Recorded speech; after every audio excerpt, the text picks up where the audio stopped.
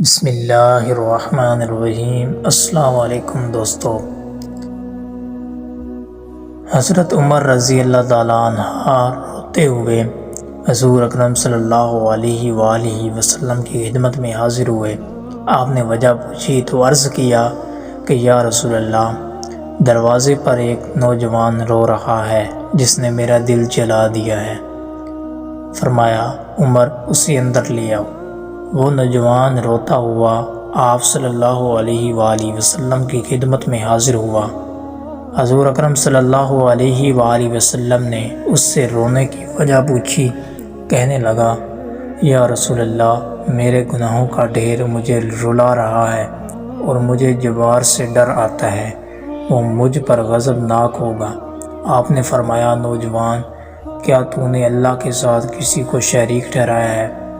عرض کیا نہیں۔ کیا تو نے کسی جان کو ناحق قتل کیا ہے؟ عرض کیا نہیں۔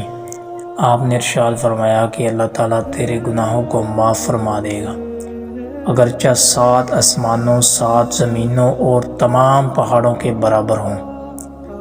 نوجوان بولا حضور، میرے گناہ 7 آسمان زمین اور پہاڑوں سے بھی بڑا ہوا ہے۔ آپ نے ارشاد فرمایا تیرا گناہ بڑا ہے یا اللہ؟ کہنے لگا میرا گناہ بڑا ہے۔ فرمایا تیرا گناہ بڑا ہے یا اللہ؟ اس نے کہا میرا گناہ بڑا ہے۔ ارشاد فرمایا تیرا گناہ بڑا ہے یا تیرا اللہ؟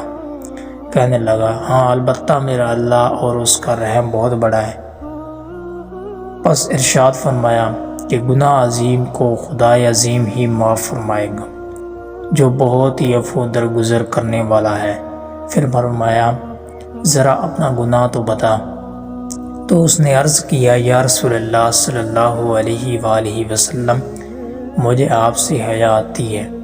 آپ نے پھر پوچھا، کہنے لگا میں کفن چور تھا اور 7 سال تک یہی پیشہ کیا۔ ایک دفعہ انصار کی ایک لڑکی فوت ہوئی، میں نے اس کی قبر کھود دی، کفن اتار کر چل دیا۔ ابھی تھوڑا دور ہی گیا تھا کہ شیطان نے مجھ پر غلبہ پایا اور میں نے لوٹ کر اس سے مجامت کر لی۔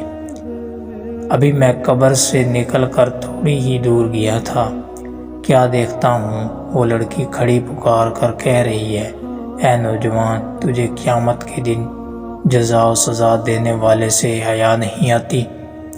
جس وقت وہ اپنی کرسی فیصلے کے لیے رکھے گا اور ظالم سے مظلوم کا بدلہ دلوائے گا، تو مرنے والوں کے مجمع میں مجھے ننگا کر کے چل دیا ہے اور میرے اللہ کے روبرو مجھے باحالت جنابت حاضر ہونے پر مجبور کیا ہے۔ یہ سنتے ہی حضور اکرم صلی اللہ علیہ وسلم اچھل کھڑے ہوئے اور اس کی گدی پر ایک تھپڑ رسید کیا اور فرمایا او فاسق، تو بس آگ کے لائق ہی ہے، دفع ہو یہاں سے۔ نوجوان وہاں سے نکلا، 40 راتوں تک اللہ کے حضور توبہ کرتا مارا پھرتا رہا۔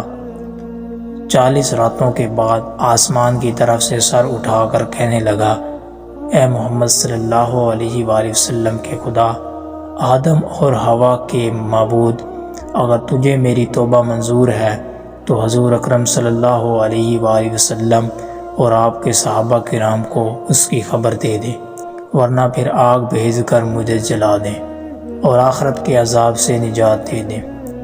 اتنے میں جبرائیل علیہ السلام تشریف لائے، سلام کہا اور اللہ کی طرف سے آپ صلی اللہ علیہ وسلم کو سلام پہنچایا۔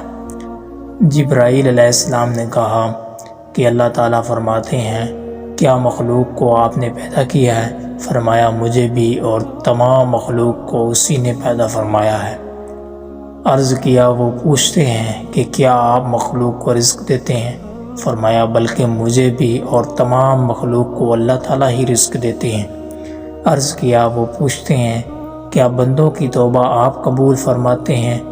فرمایا بلکہ میرے بھی اور تمام بندوں کی توبہ وہی قبول فرماتا ہے۔